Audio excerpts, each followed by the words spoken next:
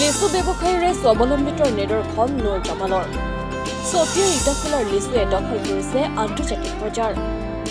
চতিয়াৰ ইটাখোলাৰ বিভিন্ন প্ৰান্তত উৎপাদিত বিভিন্ন প্ৰজাতিৰ লিচুৱে এতিয়া দখল কৰিবলৈ সক্ষম হৈছে আন্তৰ্জাতিক বজাৰ লিচু ব্যৱসায় কৰি এতিয়া স্বাৱলম্বী হোৱাৰ এক নিদৰ্শন দেখুৱাবলৈ সক্ষম হৈছে ইটাখোলাৰ নুৰ জামাল নামৰ যুৱ কৃষকজনে কৃষকজনে নিজে লিচু খেতি কৰাৰ উপৰিও অঞ্চলটোৰ বিভিন্ন এলেকাত উৎপাদিত লিচু ক্ৰয় কৰি দখল কৰিবলৈ সক্ষম হৈছে আন্তৰ্জাতিক বজাৰ বিভিন্ন প্ৰজাতিৰ লিচু যেনে ইলাচি লিচু বোম্বে লিচু বিলাতী লিচু বিদেশী লিচু পিয়াজি লিচুৰ ব্যৱসায়ীৰে স্বাৱলম্বিতাৰ পথ দেখুওৱা যুৱকজনে লিচুৰ ব্যৱসায় কৰিয়ে বছৰি লক্ষাধিক টকা উপাৰ্জন কৰিবলৈ সক্ষম হৈছে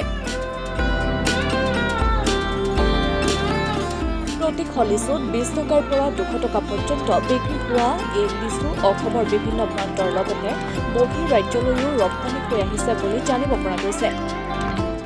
ক'ব বিচাৰিছোঁ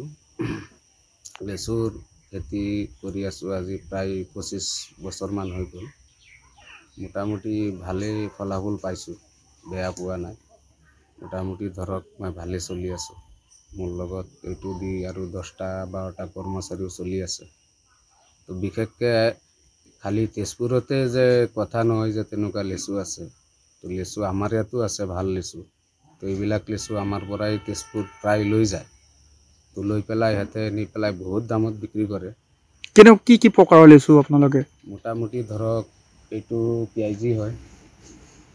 দেশী আছে বোম্বাই আছে এলাচি আছে এনেকুৱা ধৰক 8-10 বিধৰ লিচু আছে বিলাতী আছে মোটামুটি আমাৰ ইয়াত 200 টকা ঘৰ পৰা 2000 টকা ঘৰলৈকে লিচু আছে তো প্ৰায় বেছিভাগ আমাৰ লিচু তেজপুৰত যায় আমাৰ পৰা লৈ যায় কোন জেগাত যায় এতিয়া এইটো বিশেষকৈ শিলিগুৰি যায় শ্বিলং যায় তিনচুকীয়া ডিব্ৰুগড় যায় অৰুণাচল ইটানগৰ যায় তো মোৰ লিচু তেনেকুৱা 8টা 10টা জেগাত যায় আপুনি কিমান দিনৰ পৰা ব্যৱসায় কৰি আছে মোটামুটি ধৰক 24-25 বছৰ হৈছে আপুনি এই ব্যৱসায় কৰি আছে আপুনি নিজকে সামৰিক ভাবেনে আশা কৰিছোঁ চেষ্টা কৰি আছোঁ যিমান দিনৰ পৰা কৰিছোঁ মোটামুটি ভালে চলি আছোঁ যিসকল নিবনুৱা যুৱক আছে সেইসকল যুৱকক আপুনি কি ক'ব সেই নিবনুৱা যুৱকক মই ক'ব বিচাৰিছোঁ এনেই ঘূৰা ফুৰাতকৈ কিবা এটা বিজনেছত লাগি থাকক এইবিলাক বিজনেছ কৰিব লাগে ভাল হয় পৰাপক্ষত নিজে খেতি কৰক 5টা 10টা গছ লগাই পেলাই উন্নত হ'ব লাগে আপুনি ছিজন অনুসাৰে বিভিন্ন ধৰণৰ ব্যৱসায় কৰে বুলি আমি গম পাইছোঁ কেনেকুৱা ধৰণৰ কি ব্যৱসায় কৰে আপুনি মই ছিজনত বিশেষকৈ ৰঙালাও ব্যৱসায়টো কৰোঁ তাৰপিছত বীজ জলকীয়া বেপাৰটো পুৰা ছিজন কৰোঁ বিশেষকৈ আমৰ বিজনেছটো কৰোঁ মই ফেক্টৰীত দিওঁ ফেক্টৰীত আমাৰ পৰা লৈ যায় আচাৰ বনাবৰ কাৰণে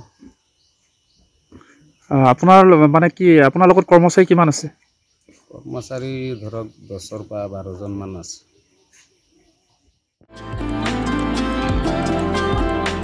চতিয়াৰ পৰা প্ৰণৱ হাজৰিকাৰ ৰিপৰ্ট 9 নিউজ এনি